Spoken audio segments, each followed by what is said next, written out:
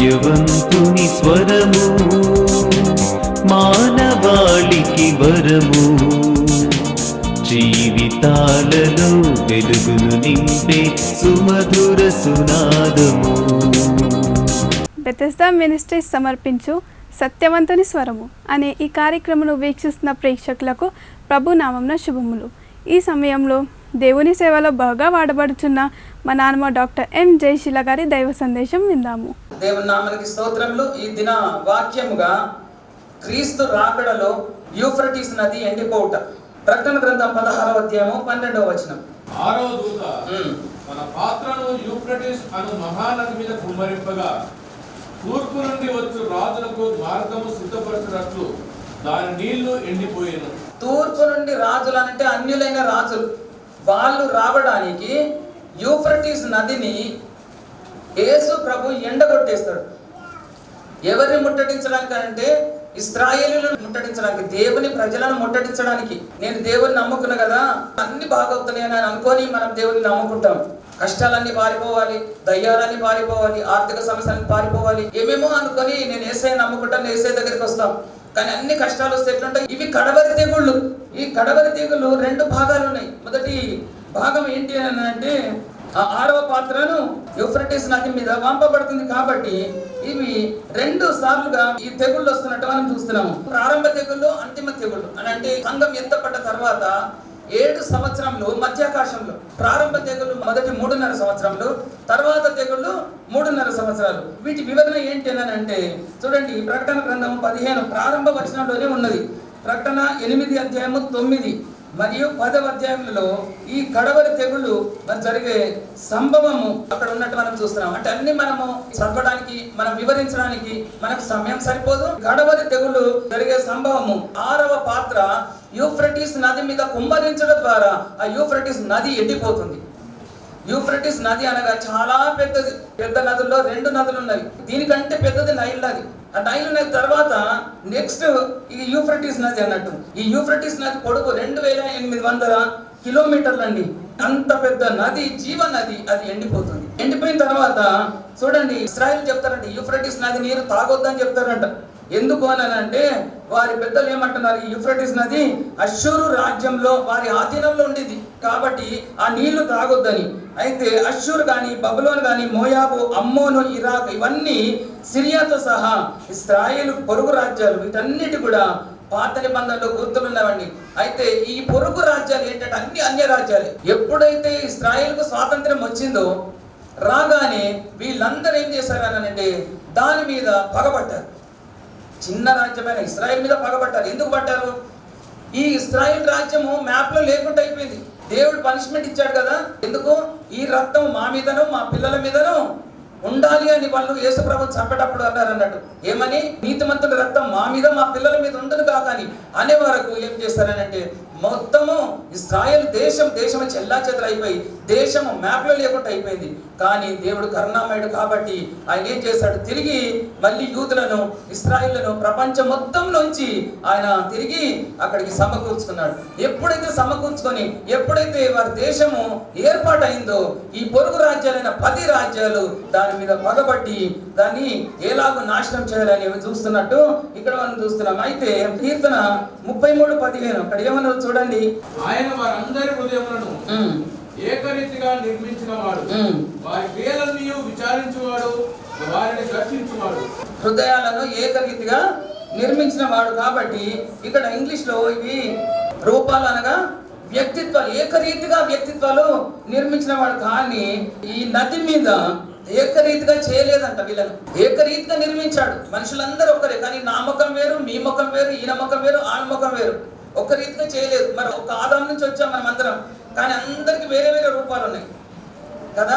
అయితే దేవుని స్వరూపంలో దేవుడు చేస్తే మనం ఏం చేసాము? పాపం చేసి ఆదాం పాపం చేసి ఆదాము రూపంలో మనం వచ్చాం. కాబట్టి ఎవరి తల్లిదండ్రుల రూపం వాళ్ళకు వచ్చి ఇచ్చేసాడు దేవుడు. దేవుని రూపం అయిపోయింది, మనుషుల రూపం వచ్చేసింది. అలా చేసుకొని దేవునికి దూరంగా మనం వెళ్ళిపోయారు. అందుకని యూఫ్రటీస్ నది ఈ కడవరి పాత్ర ఏంటంటే 6వ పాత్రను ఆ నది మీద కుమ్మరించగానే ఆ నది ఎండిపోయినట్టు ఇక్కడ చూస్తున్నాం. అయితే తూర్పు రాజులు అంటే ఎవరు అని అంటే ఇక్కడ చూడండి, 10 రాజ్యాలు. ఈ 10 రాజ్యాలు ఇశ్రాయేలుకు ఇవి అగేన్స్ట్ గా ఉన్నాయి అన్నట్టు. ఇశ్రాయేలుకు వ్యతిరేకంగా ఉండి ఏం చేస్తున్నాయంటే దాని మీద పగబట్టి ఎప్పుడు ఇశ్రాయేల్ను మన స్వాధీనం చేసుకోవాలని వాళ్ళందరూ కూడా దాని కొరకు వెయిట్ చేస్తున్నారు అన్నట్టు. అందుకని 10 కొమ్ములని దానియేలు గ్రంథంలో ఉంటున్నది. 10 కొమ్ములు అనగా ఈ 10 రాజ్యాలు. నెబుకద్నెజర్ చూసిన ఆ ప్రతిమ, ఒకటేమో బంగారది తల కదా, ఉదరము రొమ్ములు అంతా కూడా ఏది వెండివి, తర్వాత తొడలు ఇత్తడివి, క్రింద పాదములు మరి ఇనుము మట్టి, ఒకదానికి ఒకటి పొసగవు. నువ్వు చెప్పినట్టు నేను విన్నాను, నువ్వు చెప్పినట్టు అంటే పాదములకు ఎన్ని వేళ్ళండి? ఎడమదానికి 5, కుడిదానికి 5, 10 వ్రేళ్ళు. ఆ 10 వ్రేళ్ళు ఎట్లుంటాయంటే 10 కలిసి ఇనుముతో మట్టితో ఉంటున్నాయి కాబట్టి అది ఒకదానికి ఒకటి పొసగబడి. ఈ 10 వ్రేళ్ళు 10 రాజులకు సాదృశ్యం. ఆ 10 రాజులు ఏం చేస్తారంటే ఇశ్రాయేల్కి అగెన్స్ట్ గా వాళ్ళు ఉన్నట్టు ఇక్కడ చూస్తున్నాం. అయితే ఇశ్రాయేల్ దేశము సెంటర్ లో ఉన్నది. మళ్ళీ 6వ పాత్రను వంపినప్పుడు ఈ తూర్పు రాజ్యాలన్నీ ఇశ్రాయేల్ మీదకి వచ్చి ఈ ఎండిపోయినది కారణంగా దాన్ని దాటుకొని రావడానికి మార్గము సుగమంగా చేసేస్తాడు అన్నట్టు. దేవుడు వారికి మార్గం చేసేస్తాడు. అందులో కూడా మర్మం ఉన్నది. అన్యులకు తన ప్రజలను ఎందుకు అప్పగిస్తున్నాడు? నువ్వు దేవుని నమ్ముకొని, ఇప్పుడు మనం చూడండి పోలీస్ దగ్గరికి వెళ్తున్నాం, హెల్ప్ అని పోలీస్ దగ్గరికి వెళ్తే పోలీసు వాడు ఏం చేస్తుంటే మనల్ని తీసుకొచ్చి ఉండగానికి అప్పగిస్తాడా? మనం ఎవరి దగ్గరికి వెళ్తున్నాం? శరణార్థము పోలీస్ దగ్గరికి వెళ్తున్నాం. కానీ ఆ పోలీసు తీసుకొచ్చి నేను రౌడీకి అప్పగిస్తే ఎట్లుంటది? న్యాయం అసలు ఎక్కడుంది? ధర్మం ఎక్కడుంది? ఎందుకు ఇలాగ అయిపోతున్నదని. కానీ ఇక్కడ దేవుడే ఏం చేస్తున్నాడంటే ఇశ్రాయేలును చుట్టుముట్టడానికి ఆయననే మార్గం సుగమంగా చేస్తున్నాడు. శత్రు రాజ్యానికి మరి వాళ్ళు ఈజీగా రావడానికి ఆ నది ఎండిపోజేస్తున్నాడు, యూఫ్రటీస్ నదిని. ఇక్కడ మనం నేర్చుకుంటున్నామండి. ఇశ్రాయేలు ఎవరు, మనం ఎవరు? గలతీ పత్రిక 6వ అధ్యాయం 16వ వచనం. ఈ పద్ధతి చెప్తున్నాం, నడుచుకొని వారందరికీ అనగా దేవుని ఇశ్రాయేలుకు సమాధానము కృపయు. అండర్లైన్ చేసుకోండి. ఈ పద్ధతి చొప్పున నడుచుకున్న వారు ఏం చేశాడు? దేవుడు మనకు ఒక పద్ధతి పెట్టాడు. ఏ పద్ధతి ఇది? ఆదివారం పరిశుద్ధ దినము పరిశుద్ధంగా ఆచరించండి అన్నాడు. అందుకని ఈ పద్ధతి చొప్పున నడుచుకున్న వారు ఏది? ఇప్పుడు చైన్ ప్రేయర్ పెట్టినా, మీరు చైన్ ప్రేయర్ చేసుకుంటున్నారు. ఆల్రెడీ ప్రేయర్ పెట్టినా, ఆల్రెడీ ప్రేయర్, ఫాస్టింగ్ ప్రేయర్స్ పెట్టినా, ఫాస్టింగ్ ప్రేయర్ చేస్తున్నారు. ఈ పద్ధతి అంటే సంఘ నియమాల చొప్పున. అయితే దేవుడు మనల్ని ఏం చేస్తున్నాడంటే దేవుని ఇశ్రాయేలుగా మనల్ని మార్చేశాడండి. హల్లెలూయా. వాళ్ళు ఎవరంటే వాళ్ళు ఇశ్రాయేలీలే. క్రొత్త నిబంధన అంటే నూతన ఇశ్రాయేలు వాళ్ళు. క్రొత్త నిబంధన కూడా కాదు, నూతన ఇశ్రాయేలీలు. కానీ మనం ఎవరము? దేవుని ఇశ్రాయేలు అని పేరున్నది అక్కడ. చూడండి ఈ పద్ధతి చొప్పున చదవనా. ఈ పద్ధతి చొప్పున నడుచుకొని వారందరికీ అనగా దేవుని ఇశ్రాయేలుకు సమాధానము కృపయు కలుగునుగా. దేవుని ఇశ్రాయేలుకు ఏమి ఇస్తున్నాడండి? కృప సమాధానము కలుగును కాక అంటున్నాడు. ఎందుకు అలా కలుగును కాకంటే దేవుడే నదిని ఎండిపోచేసి దేవుడే తన ప్రజలను చుట్టుముట్టమని అనగా ఇశ్రాయేలీయులను పేరు పెట్టబడ్డ జనాంగాన్ని, మనల్ని కాదండి. మనం ఏం చేస్తున్నామంటే యేసు ప్రభు యొక్క మాటల చొప్పున నడుచుకుంటున్నాం. ఆయన చెప్పిన ఆజ్ఞల చొప్పున మనం నడుచుకుంటున్నాం. ఆయనను ప్రార్థిస్తున్నాం, ఆయన ఆరాధిస్తున్నాం. అందుకనే ఆయన మనకు ఏం చేశాడు? దేవుని ఇశ్రాయేలు అని పేరు పెట్టుకున్నాడు. పేరు పెట్టుకొని మనం ఆరాధిస్తున్నాడు, ఆయన ఆనందిస్తున్నాడు. కానీ ఆ ఇశ్రాయేలీయులు, దేవుని ప్రజలైన ఇశ్రాయేలీయులు ఏం చేస్తున్నారంటే దేవుని నమ్ముకోలేదు. యేసు ప్రభును, ఈయన మెస్సియాని నమ్ముకోలేదు.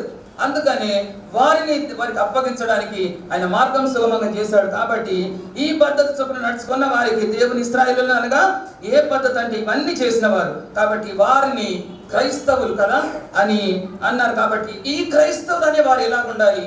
మనము దేని ఎందుకు అతిశయపడకుండా, మరి దేని ఎందుకు అతిశయపడమంటున్నారు? అవునా?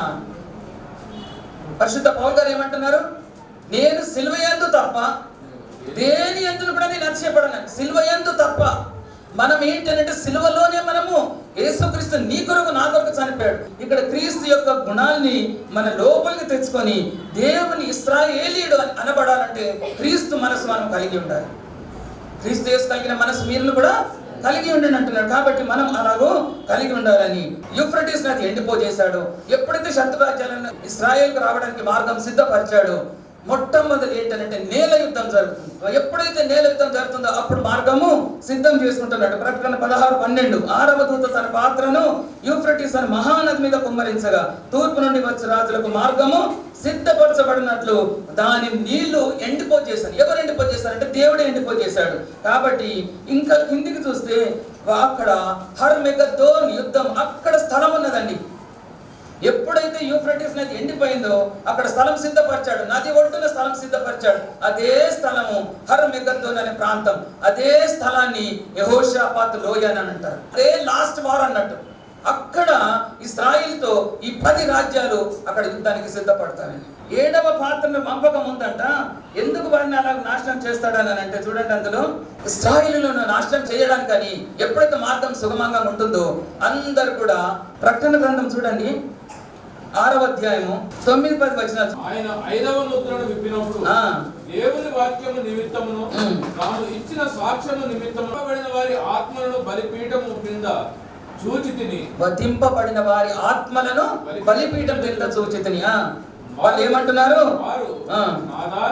సత్య స్వరూపి పరిశుద్ధుడా, ఎందాక తీర్పు తీర్చకయు మా రక్తము నిమిత్తము భూనివాసులకు ప్రతిదండన చేయకు ఉందని బిగ్గరగా కేకలు వేసిరి. హతసాక్షులైన వారు ఆత్మలన్నీ కూడా దేవుడికి మొరపెడుతున్నాయి. ఏమని? నాదా సత్య స్వరూపి, ఎందాక ఈ భూనివాసులకు తీర్పు తీర్చకపోతున్నాం అంటే ఇంకా అంతం రాదా, మేము ఇలాగే ఉండాలా. ఇది ఎప్పటి నుంచి స్టార్ట్ అయిందనంటే నిర్గమ కాండము 1వ అధ్యాయం నుంచి మొదలైందండి. సంఘము మొర ఇది. సంఘం అంటే ఎవరు? ఆనాటి నుండి ఇశ్రాయేలు మొరపెడుతున్నారు, ఈ బానిసత్వం నుంచి విడిపించవా.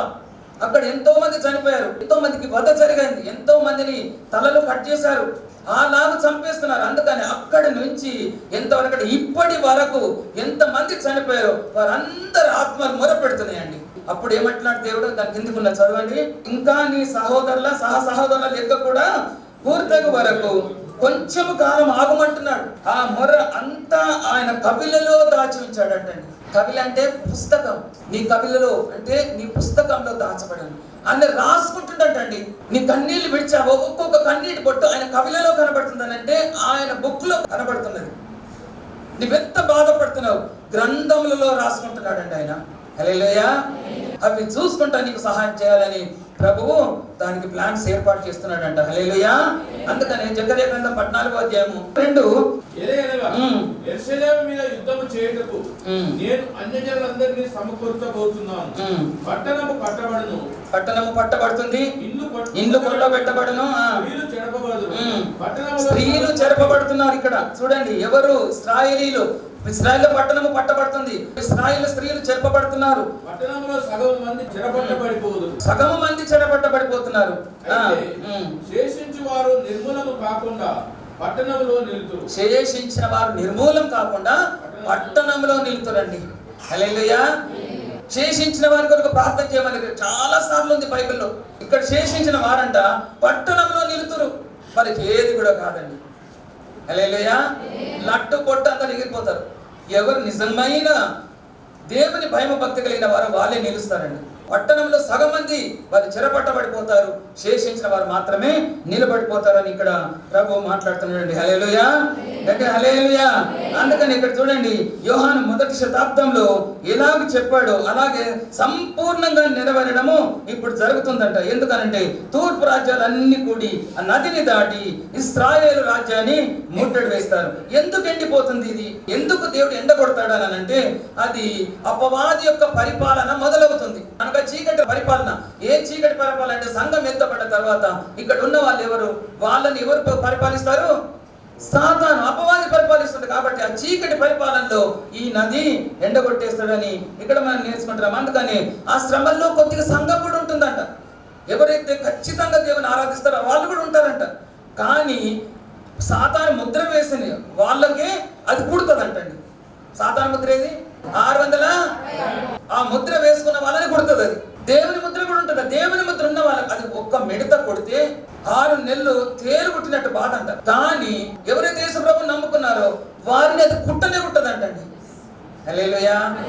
అంత దేవుడు కాపాడుతుంటాడు. నువ్వు ఎత్తబడకున్నా కానీ దేవుడిని కాపుదలు ఇక్కడ పెట్టాడు.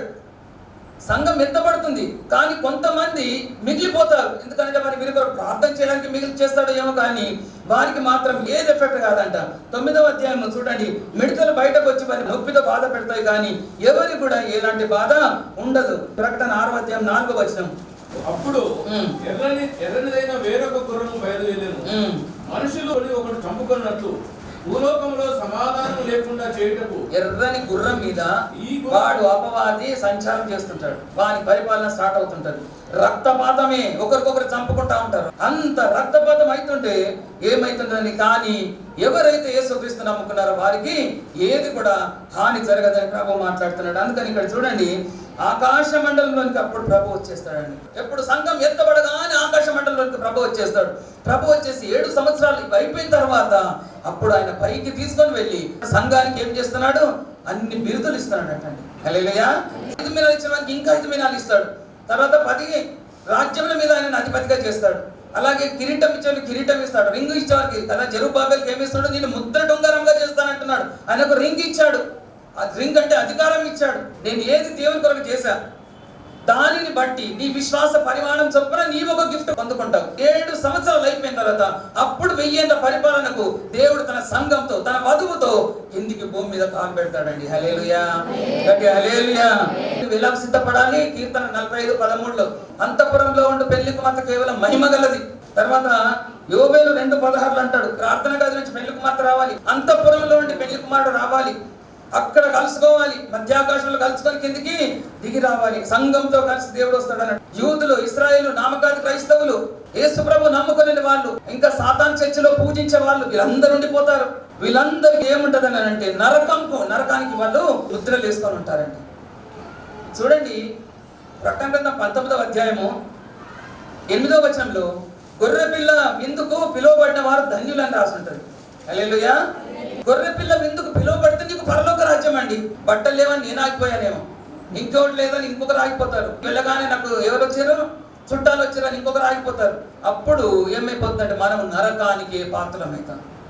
ఎందుకంటే ఆయన విందు చేస్తూ ఎవరిని పిలిచాడండి, తన స్నేహితులను పిలిచాడంట. అయితే ఒకటి ఏమన్నాడు, నేను పొలం కొన్నా దాన్ని చూడడానికి అని వెళ్తున్నా, నేను ఎడ్లను కొన్నా అది చూడడానికి అని వెళ్తున్నా, ఇంకేమైంది నేను పెళ్లి చేసుకున్నా, నేను నా పెళ్ళాంతో సుఖపడతాను. వాడు 3 రాలేదు, 3 చీకటి గదిలోకి త్రోసేశాడు.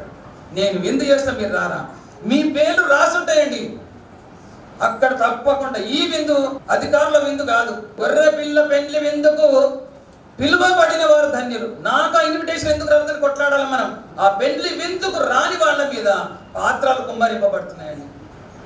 ఏ పాత్ర కుమ్మరింపబడుతుంది చూడండి. మొదటి పాత్ర ప్రకటన గ్రంథం 16వ అధ్యాయం 1వ వచనం, మరియు మీరు పోయి దేవుని కోపంతో నిండిన ఆ 7 పాత్రలను భూమి మీద కుమ్మరించుడని ఆలయంలో నుండి గొప్ప స్వరము ఆ 7 దూతలతో చెప్పగా. మొదటి పాత్ర భూమి మీద కుమ్మరించబడుతుంది. అది కుమ్మరించబడ్డప్పుడు అంతా చెడ్డ పుండు పుడుతుందట. ఆ చెడ్డ పుండు అంటే ఏంటి? దురద. కానీ కోపొద్దు, ఏది మందు పెట్టినా కానీ తక్కువ కాదు. అందుకని వీళ్ళందరూ ఏం చేస్తారని అంటే, యుద్ధం చేయకంటే ముందు ఈ 10 రాజ్యాల వాళ్ళు ఏం చేస్తారంటే, చెడ్డ పుండు పుట్టగానే మృత సముద్రంలో అందులో చాలా లవణాలు ఖనిజాలు చాలా ఉంటాయండి, దానితోని వాళ్ళు నయం చేసుకుంటున్నారు. అంటే అక్కడ కూడా ఇశ్రాయేలు దేశమే కావాలి వీళ్ళకు. ఏది వచ్చినా కానీ మనకు మన దేవుడే కావాలి, ఏది వచ్చినా మనకు మన పట్టణమే కావాలి, మన మట్టే కావాలి. అంటే మన దేవుడు అంత శ్రేష్టమైన వాడు, అంతగా మనల్ని దీవించి ఆయన కొరకే మనల్ని సృష్టించుకున్నాడండి. స్తోత్రాలు చెల్లిస్తాను. హల్లెలూయా, హల్లెలూయా. అందుకని చెడ్డ పుండు పుడుతుంది. తర్వాత సముద్రంలో కుమ్మరిస్తే పీనుగ రక్తంగా అయిపోయి అందులో ఉన్న చేపలన్నీ కూడా చచ్చిపోతాయి. దేవుడు ఏం చేస్తున్నాడు అని అంటే, తర్వాత సూర్యుడు ఏం చేస్తున్నాడంటే, ఇంకా నువ్వు వేడిగా సూర్యుడు నలుపైపోతున్నాడు. ఆకాశం మంది ఆశ్రయుడైన వాడు నవ్వుతున్నాడు. ఏం చేస్తున్నావురా నువ్వు? నా సృష్టి ఇది, నా చేతిలో ఉన్నది, నా దాన్ని నువ్వు రిపేర్ చేస్తావా? ఎవరు చేసింది వాళ్ళే రిపేర్ చేయాలి. మనం వాషింగ్ మెషిన్ తెచ్చుకుంటాం, ఏసీలు తెచ్చుకుంటాం, చేస్తారు రిపేర్ అవుతుందని పడేస్తారు. ఎందుకు? ఇది మా టెక్నాలజీ వేరున్నది, దీని వస్తువులు దొరుకుతలేవని అని అంటారు మనకు ఆ టెక్నీషియన్స్. కానీ అదే దాన్ని ఒరిజినల్ ఎవరు చేస్తాడు వాళ్ళ దగ్గర పంపు, వాళ్ళ దగ్గర ఉంటుంది, అది రిపేర్ చేసి పంపిస్తాడు. అందుకని మనం దేవుని చేతిలో ఉన్నాం. ఆయన మనల్ని ముట్టితే చాలు, మాట సెలవిస్తే చాలు, మనం బాగైతాం. హల్లెలూయా. వీళ్ళు ఏం చేస్తారు, సృష్టిని వీళ్ళంటే ఏం చేస్తారంట, ప్యాచ్ వర్క్ చేస్తారట, వాళ్ళు రిపేర్ చేస్తారంట. ఇక్కడ చూడండి, 6వ పాత్ర ఏంటంటే 2వ అర్ధ వారాంతంలో యుగాంతంలో జరుగుతుందంట. అక్కడక్కడ వినేది ఏంటంటే, ఆ ప్రదేశంలో సూర్యుడు నలుపైపోతాడు, చంద్రుడు ఏమైపోతాడు, ఎరుపైపోతాడు. ఇవన్నీ గుర్తులు వచ్చినా కానీ దేవుని రాకడ రాదండి. ఇంకా సమీపంగానే ఉన్నది. ఇవన్నీ గుర్తులు వచ్చినా కానీ దేవుని రాకడ రాదంట. ప్రధానమైన గుర్తు ఏంటంటే, పీనుగు మీద గద్దలు వాలాలంట. అసలు ఆయన రావాలంటే ఇది జరగాలి మొదలు. పీనుగు అంటే ఏంటి? మృత సముద్రం. మృత సముద్రం అంటే ఏంటి? ఇశ్రాయేల్ దేశం. ఆ ఇశ్రాయేల్ దేశాన్ని వీళ్ళు చుట్టుముట్టాలి. 10 దేశాల రాజులు చుట్టుముట్టాలి. పీనుగు మీద గద్దలు వాలాలంటే 10 మంది ఈ అన్య దేశపు రాజులు వాళ్ళు ఏం చేయాలంటే ఇశ్రాయేల్ను చుట్టుముట్టాలి. అప్పుడే మనకు టీవీలలో కనపడుతుంటది, ఏంది ఇది ఇలాగ అయిపోయింది, ఇశ్రాయేల్ ముట్టడి చేశారు కాబట్టి ఇదే అంతం, ఇంకా ఇదే మనకు అంత్యకాలం కాబట్టి అందరూ కూడా జాగ్రత్తగా ఉండండి, అందరూ కూడా ప్రార్థన చేయండి. అందరూ కూడా మనకి ఏమైపోతుందో తెలియదు. ఇక్కడ మనం నడుస్తుంటే భూమి నెరవేరుస్తుందేమో తెలియదు, మనం నడుస్తుంటే గ్రహాలు పడతాయేమో తెలియదు. హల్లెలూయా. అలాగూ మనకి ఏమవుతుందో కూడా తెలియదు, కానీ భయం. అలాంటి సమయంలో మరి ఏమనంటే చూడండి, ఇక్కడ యెహెజ్కేలు గ్రంథం 38లో ఇదంతా కలిసి ఒక రోజున జరుగుతుందని మీరు చదువుకొని అక్కడి నుంచి 7 సంవత్సరాలు అంటండి. అక్కడి నుంచి తెగులు 7 సంవత్సరాలు మరి జరుగుతుంది. అప్పుడు పీనుగు మీద గద్దలు వారుతాయని, అదే చీకటి కాలం అని. అప్పుడు అర్ధరాత్రి పెళ్లి కుమారుడు వస్తున్నాడు అని. ఏది అర్ధరాత్రి కదా? ఈ 7 సంవత్సరాల చీకటి కాలంలో అపవాది పరిపాలించే 3.5 సంవత్సరాలు అయిపోయిన తర్వాత దేవుడు వస్తున్నాడని ఒక కేక వినబడుతుందని. కేక వినబడము అది తన అందరూ కూడా సదురుకోవాలి. ఎట్లాగో బుద్ధి కలిగిన కన్యకలు, బుద్ధి లేని కన్యకలు వాళ్ళు ఏం చేస్తున్నారు, మా దగ్గర నూనె లేదు, ఇప్పుడు నూనె కొనుక్కోండి, లాస్ట్ 3.5 సంవత్సరాలు నూనె కొనుక్కోండి, సిద్ధపడండి. పరలోకం నుంచి ఒక కేక. ప్రకటన గ్రంథంలో ఒక పక్షి అంటదంట, అయ్యో అయ్యో మనుషులకు శ్రమ అరుసుకుంటూ వెళ్తుందండి. ఇవన్నీ చూస్తే మనకు భయం కదా. కాబట్టి సిద్ధపడండి. సిద్ధపడడానికి అవి గుర్తులు అన్నట్టు. అది దేశపు రాజులు, చిన్న దేశపు రాజులు ఏర్పాటు చేసుకుంటారటండి. ఏర్పాటు చేసుకొని, అయ్యా ఈ రాజ్యాధికారం మీకు ఇస్తాం, ఇప్పుడు మీరు మమ్మల్ని ఏలాలని. వాడు ఎలా ఉంటాడంటే అది చిరుతపులిలా కనబడుతుంది, సింహపు నోరు ఉంటుందంట, ఎలుగుబంటి పాదాలు ఉంటుందంట.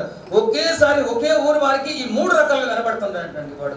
ఈ చీకటి కాలము ఏదనంటే అర్ధరాత్రి అనగా ఎప్పుడు 7 సంవత్సరాలకు మధ్యలో అని ప్రభు మాట్లాడుతున్నాడు. కాబట్టి ఆ 3.5 సంవత్సరంలో పాటు అర్ధరాత్రి నాశనపుత్రుడు బయలుపడతాడండి. అప్పుడు ఒకటేమో పీనుగు మీద గద్దలు వాలాలి, రెండవది వచ్చేసి నాశనపుత్రుడు. మొదట భ్రష్టత్వం సంభవించాలి, అప్పుడు నాశనపుత్రుడు బయలుపడతాడు. బయలుపడి నేనే దేవుని అని ఆఖరి 3.5 సంవత్సరాలు ఇశ్రాయేలుతో నిబంధన చేసిన వాడు ఏం చేస్తాడంటే, నేను ఇప్పుడు మీ యేసు ప్రభు అస్సలు ఆయన ఆరాధించొద్దు, ఆయన పేరెచ్చొద్దు, నేనే దేవుణ్ణి, నేనే క్రీస్తుని, నాకే పూజ చేయాలని మొదలు పెడతాడని. దానియేలు గ్రంథం 9వ అధ్యాయం 27వ వచనంలో చూడండి అది. ఎందుకంటే వాడు రాజు కాకంటే ముందు తెల్లని గుర్రం ఎక్కి, నేను మీకు శాంతిని, నేను సమాధానాన్ని ఇస్తాను, నేను మీరు ఏది అడుగుతా అది ఇస్తాను, వాళ్ళందరితో నిబంధన చేస్తాడంట. అందరు రాజ్యంలో ఉన్న వారితో రాజులతో నిబంధన చేసి అందరినీ నమ్మిస్తాడు, ఒప్పిస్తాడు. నిబంధన ఏమేమి చేస్తాడంటే, మీకు ఇష్టమన్న దేవుని మీరు పూజ చేసుకోండి, నేను ఏమని అంటాడు. కానీ అర్ధవారము అంటే 3.5 సంవత్సరాలు అయిపోగానే వాని రూపురేఖలన్నీ కూడా బయటపడిపోతాయి, భ్రష్టత్వం సంభవిస్తుంది. వాడు నేనే దేవుని అక్కడ హేయమైనది యెరూషలేము బలిపీఠం మీద కూర్చొని ఉంటాడు, నన్ను పూజించుండని. అప్పుడు మీరు ఏంటంటే స్వస్థ బుద్ధి గల వారే, కపటము లేని వారే. ఇప్పుడు తప్పు చేసిన తర్వాత నేను తప్పు చేసిన ఒప్పుకోరు, లేదు లేదు లేదు వారు ఎవరి మీదనో ఇచ్చేసి అలాంటిది కాకుండా స్వస్థ బుద్ధి అనగా మీరు ఏం చేస్తారో అది ఒప్పుకొని దేవుని సన్నిధిలో విడిచిపెడితే, అప్పుడు మెలకువగలిగి ప్రార్థిస్తే దేవుడు మిమ్మల్ని క్షమిస్తాడని ప్రభు మాట్లాడుతున్నాడు. హల్లెలూయా, గట్టిగా హల్లెలూయా. నన్ను పూజించుమని అనగానే దేవాలయం కట్టబడుతుందండి. అప్పుడు వీడు ఇందులో కూర్చున్నాడని, అప్పుడు 53 వారాలని, కానీ 52 దినముల లోపలనే కట్టేస్తారంట. వాళ్ళు కట్టేసి ఏం చేస్తారనంటే తన దేవునికి ప్రార్థన చేయాలని అనుకుంటారండి. హల్లెలూయా. అందుకని ముఖ్యంగా వీళ్ళు ఏం చేస్తారనంటే, నాకు మెస్సియా కావాలి, మెస్సియా దొరకకంటే ముందు మెస్సియా వస్తాడని ఇశ్రాయేలు ఎదురు చూస్తుంటారు. కానీ వారికి ఒక పాత్ర, కలాలనే పాత్ర దొరకలేదంట. ఎర్ర పెయ్య ఒకటి దొరకలేదంటండి. హల్లెలూయా. ఎర్ర పెయ్య దొరకలేదు అంటే దానికి తెల్ల మచ్చ ఉండండి, ఎర్ర పెయ్య దొరకలేదు. ఆ ఎర్ర పెయ్య దొరకాలి. ఎందుకు దొరకాలి అని అంటే, ఎర్ర పెయ్యను తల్లి భస్మం చేయాలి.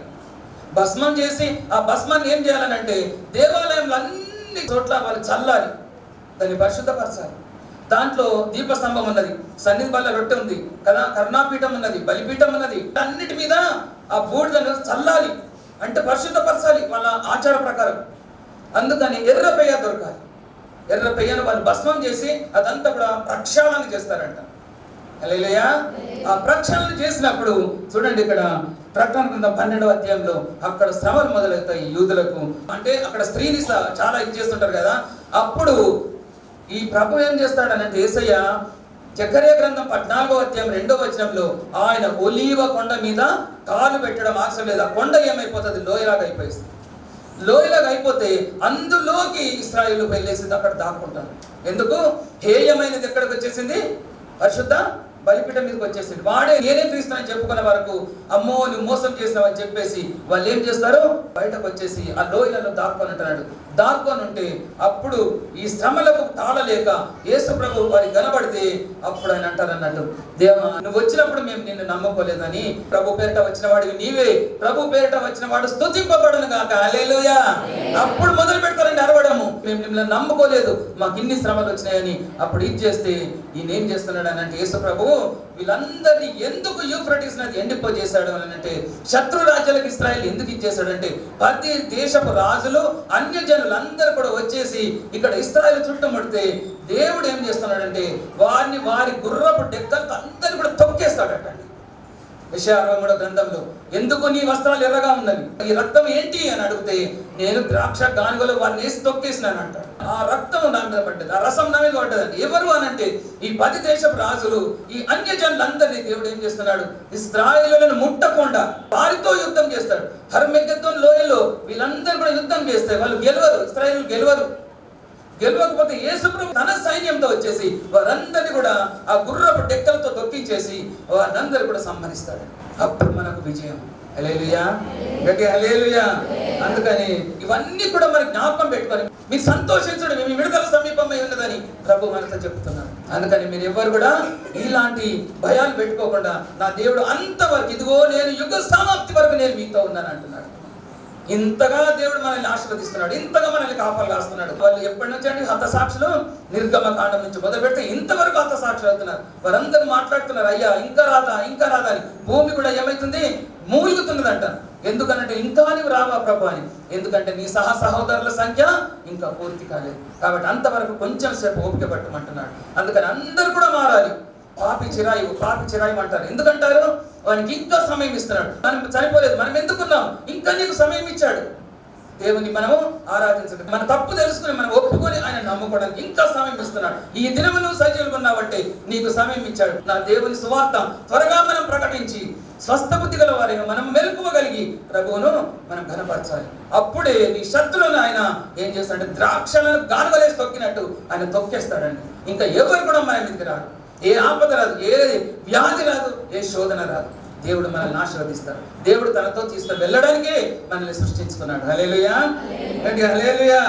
అందుకనే ప్రకటన 22వ అధ్యాయంలో పెళ్లి కుమారుడా రమ్ము, ఆత్మయు కుమార్తె రమ్ము అని చెప్పుతున్నారు. క్రీస్తు రాకడ కొరకు ఇస్సాకు రిబ్కా కదా, ఎలియాజరు రిబ్కాని ఎలాగ తయారు చేసిందో, నయోమి ఆ రూతును తయారు చేసుకొని ఎలాగ తీసుకొని వచ్చి బోయజ్ దగ్గర వదిలిందో, ఇలా పరిశుద్ధాత్మ దేవుడు మనల్ని ఏం చేస్తున్నాడు, సిద్ధపరుస్తున్నాడు.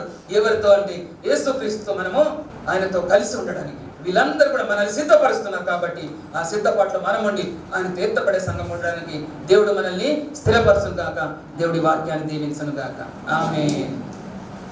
అందరము కళ్ళు మూసుకుందామంటే చిన్న ప్రార్థన. దేవా మీకే స్తోత్రం స్తోత్రం. ప్రభ బలహీనరాలు నన్ను బలపరిచారు, నన్ను నిలబెట్టుకున్నారు. నాలో నుండి మీరు మాట్లాడారు, నేను కాదు ప్రభ మాట్లాడింది మీరు. వాక్యం మీది. వాక్యం ప్రభ మాలో నాటింపజేయండి, దాన్ని ఫలింపజేయండి, అభివృద్ధిపరచండి. నామం గొప్ప చేసే బిడ్డలుగా వాడుకోనండి. అంత్యకాలంలో ఏమి జరుగుతుందో అది మాకు ప్రభ తేట తెల్లంగా మీరు బయలుపరిచినందుకు మీకే స్తోత్రాలు వందనాలు. మీ రాకడలో యూఫ్రటీస్ నది ఎండిపోతుందని మీరు సెలవిచ్చారు. ఆ నది ఎందుకు ఎండిపోతుంది, ఎలాగ ఎండిపోతుంది, శత్రువులను హతమార్చడానికి దాన్ని ఎండిపోచేసిన దేవా మీకే స్తోత్రాలు వందనాలు చెల్లిస్తున్నాం. నిన్ను నమ్మిన బిడ్డలు ఎప్పుడు కూడా మీరు సంహరించారు ప్రభా, ఎప్పుడు కూడా నాశనం చేయరు తండ్రి. తల్లిగా తండ్రిగా దైవంగా మీరున్నందుకు మీకే స్తోత్రాలు వందనాలు. ఆశీర్వదించి దీవించి వాక్యం ప్రతి ఒక్క హృదయం నాటింపజేసి దాని ప్రకారం జీవించడం సహాయం దయచేయమని యేసుక్రీస్తు అతి పరిశుద్ధ నామములో అడిగి వేడుకొంచుంటున్నాను తండ్రి. ఆమేన్.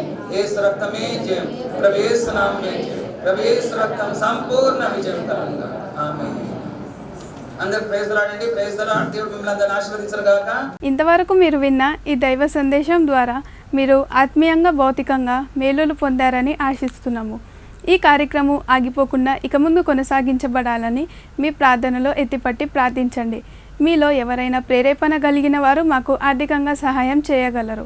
మీకు ఏమైనా ప్రార్థన అవసరతలు ఉంటే మమ్మల్ని సంప్రదించవలసిన మా చిరునామా సత్యవంతుని స్వరము, Bethesda ministries, house number 8-3-231/A/304, Sri Krishna Nagar, Yusufgooda, Hyderabad 5,45,000. మా సెల్ నంబర్ 9346902818 8919405778. మరియు 9347583059. సత్యవంతుని స్వరము మానవాళికి వరము, జీవితాలలో వెలుగును నింపే సుమధుర సునాదము.